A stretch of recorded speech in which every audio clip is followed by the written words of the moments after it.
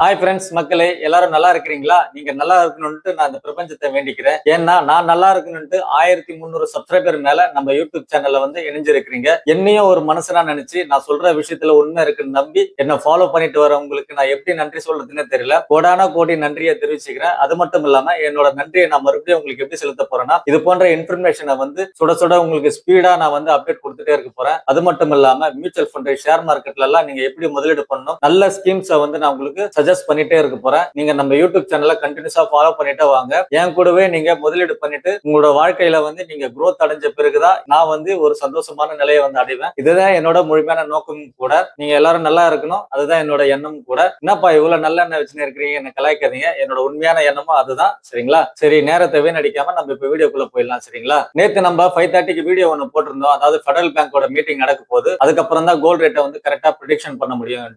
அந்த வீடியோல ஒரு நண்பர் கேள்வி கேட்டிருந்தாரு. இன்னைக்கு அதாவது வியாழக்கிழமை இன்னைக்கு கோல்ட் ரேட் ஒரு கிராமுக்கு மறுபடியும் 200 ரூபாய் வரைக்கும் கம்மியாகுமா அப்படின்ற மாதிரி கேள்வி கேட்டிருந்தாரு. அதுக்கு நான் ரிப்ளை பண்ணியிருந்தேன். என்ன பண்ணிருந்தேன்னா, நேற்று நைட்டு ஃபெடரல் பேங்கோட மீட்டிங் என்ன ரிசல்ட் வருதோ அதை பொறுத்து தான் இன்னைக்கு கோல்ட் ரேட் இறங்கும் அப்படின்ற மாதிரி சொல்லியிருந்தேன். அதே மாதிரி ஃபெடரல் பேங்கோட ரிசல்ட் வந்துச்சு. ஃபெடரல் பேங்க் ரிசல்ட் நல்லபடியா வந்துதான் பாத்தீங்கன்னா இல்லங்க, ரொம்ப கலவையான பிரச்சனையோட தான் ஃபெடரல் பேங்க் நேற்று மீட்டிங் நடந்திருக்கு. ஏன்னா அங்கேயே ரெண்டு குரூப்பா பிரிஞ்சு அந்த வட்டி விகிதத்தை குறைக்கலாம் ஏத்தலாம் அப்படின்ற மாதிரி பிரச்சனை போயிட்டே இருந்தது. அதனால ஒரு கரெக்டான ரிசல்ட் வந்துச்சான்னு சொல்லணும்னா கரெக்டான ரிசல்ட் வரல. அந்த ஃபெடரல் பேங்கோட ரிசல்ட் என்ன, அதனால தங்கத்தோட விலை ஏறுமா இறங்குமா, அது மட்டும் இல்லாம அமெரிக்கா மற்றும் ஈரானோட தற்போதைய பிரச்சனை என்ன, இது எல்லாத்த பத்தி தான் நம்ம இந்த வீடியோல தெளிவா பார்க்க போறோம். விஷயத்தை உங்களுக்கு புட்டு புட்டுன்னு வைக்க போறோம். அதனால வீடியோ மறக்காம ஸ்கிப் பண்ணாம பாருங்க. அது மட்டும் இல்லாம நம்ம சேனல்ல நீங்க இப்பதான் பாக்குறீங்கன்னா மறக்காம நம்ம சேனலை சப்ஸ்கிரைப் பண்ணிட்டு நம்மள ஃபாலோ பண்ணிட்டு வாங்க. அப்பதான் உங்களுக்கு டீடைல் கண்டினியூஸா உங்களுக்கு நோட்டிபிகேஷன் வரும். சரிங்களா? நம்ம வீடியோக்குள்ள போலாமா? வாங்க வீடியோக்குள்ள போயிடலாம். சரி, இப்ப நம்ம நேத்து நைட்டு ஃபெடரல் பேங்க் மீட்டிங்ல என்ன நடந்ததுன்னு பார்ப்போம். அதாவது அமெரிக்காவோட மத்திய வங்கியான ஃபெடரல் பேங்க் தலைவர் ஜெரம் போல் என்ன சொல்லியிருக்காருன்னா, அமெரிக்காவில இன்ஃபிளேஷன் அதாவது பணவீக்கம் இன்னும் குறையல. அது மட்டும் இல்லாம விலைவாசி நாங்க எதிர்பார்த்த அளவுக்கு குறையாதனால மேலும் அமெரிக்கா ஈரான் இடையே நடக்கும் இந்த போர்னால கச்சா எண்ணெயோட விலை டாலருக்கு 110 ரூபாய் மேல போயிட்டு இருக்கிறதுனால உலக லெவல்ல விலைவாசி அதிகமா இருக்கு. இந்த டைம்ல நாங்க இந்த வட்டி விகிதத்தை குறைச்சா மேலும் விலைவாசி ஏறிடும் எங்களுக்கு பயமா இருக்கு. அதனால இப்போதைக்கு இந்த ஃபெடரல் பேங்க் இன்ட்ரெஸ்ட் ரேட்டை இப்போதைக்கு நாங்க எந்த மாற்றமும் இல்லாம புஷ் பண்ணி வைக்கிறோம். அதாவது குறையவும் கிடையாது, ஏத்தவும் இல்லாம அப்படியே நாங்க நிறுத்தி வைக்கிறோம் அப்படின்ற மாதிரி ஒரு அறிவிப்பு வச்சிருக்காங்க. அதாவது ஆல்ரெடி இன்ட்ரெஸ்ட் ரேட் எவ்வளவு இருக்குன்னா 3.5% இருந்து 3.75% இப்போதைக்கு அமெரிக்க ஃபெடரல் பேங்க் இன்ட்ரெஸ்ட் ரேட் இருக்கு. இதுல எந்த மாற்றமும் இல்ல அப்படின்ற மாதிரி ஒரு அப்டேட் நேத்து நைட்டு கொடுத்திருக்காங்க. அதுக்கப்புறமா இதுல முக்கியமா கவனிக்க வேண்டிய விஷயம் என்னன்னா, 1992க்கு அப்புறம் அமெரிக்காவில ஃபெடரல் பேங்க்ல இந்த மாதிரி ஓட்டிங் மூலியமா இன்ட்ரெஸ்ட் ரேட்டை குறைக்கலாமா வேண்டாமா அப்படின்ற மாதிரி முடிவு எடுத்திருக்காங்க. அதாவது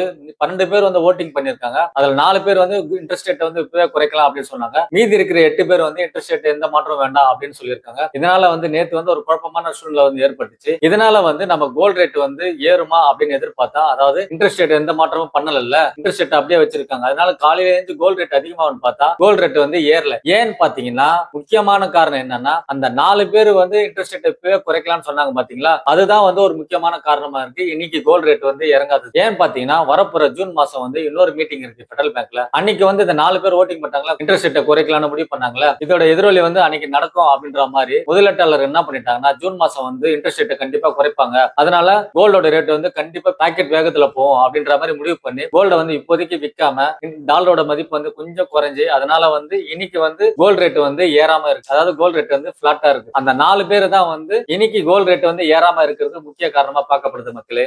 சரி, இப்ப நம்ம அமெரிக்காவுக்கும் ஈரானுக்கும் இடையே நடக்கும் இந்த போரை பத்தி பார்த்துலாம். கடந்த 24 மணி நேரத்துல எந்த மோதலும் இல்லைனாலும் பனிப்போர் இப்ப அதிகமாயிட்டு இருக்கு மக்களே. அதாவது ஈரானிடமிருந்து ரகசியமான ஒரு லெட்டர் அமெரிக்காவுக்கு போச்சுல, அதை அமெரிக்கா முழுமையா ஏத்துக்கல. ஆனா ஈரானும் சும்மா இல்லாம அவங்களோட ஹர்முஸ் ஜலசந்தி பகுதி என்ன பண்ணிருக்காங்கன்னா, இன்னும் ராணுவ கட்டுப்பாட்டுல அதிகமா குவிச்சு வச்சு இன்னும் அந்த பகுதியை ஸ்ட்ராங்கா பிடிச்சு வச்சிருக்காங்க. மேலும் அமெரிக்காவிடமிருந்து என்ன செய்தி வந்திருக்குன்னா, ஈரான் அமைதியா இருந்தாங்கன்னா நாங்க அடுத்த கட்ட பேச்சுவார்த்தைக்கு தயாராக இருக்கிறது யோசிப்போம், ஆனா அவங்க சொல் பேச்சை கேட்கலன்னா அவங்க மேல அடுத்த கட்ட நடவடிக்கை பாயன்ட்டு ஒரு பகிரங்கமா எச்சரிக்கை கொடுத்திருக்காரு ட்ரம்ப். இதுதான் இப்போதைக்கு ஈரானுக்கும் அமெரிக்காவுக்கும் இடையே நடக்கும் போர் சூழல் மக்களே. இதனால தங்க விலை இப்போதைக்கு போர் சூழல் கொஞ்சம் கம்மியா இருக்கிறதுனால தங்க விலை கொஞ்சம் குறைய ஆரம்பிச்சிருக்கு மக்களே. சரி, இப்ப நம்ம தங்கம் பக்கம் வருவோம். அதாவது யூஎஸ் டாலரோட மதிப்பு ஸ்ட்ராங்கா இருக்கும்போது தங்கத்தோட விலை குறையதான் செய்யும். இதுதான் விதியும் கூட. இதனால இந்த டிப், அதாவது இந்த விலை இறக்கத்தை நீங்க ஒரு ஆப்பர்ச்சுனிட்டியா நினைச்சு தங்கத்தை இப்பவே கொஞ்சம் கொஞ்சமா வாங்க ஆரம்பிங்க. அதாவது எஸ்ஐபி மோட்ல தங்கத்தை ஆரம்பிங்க. ஏன் சொல்றேன்னா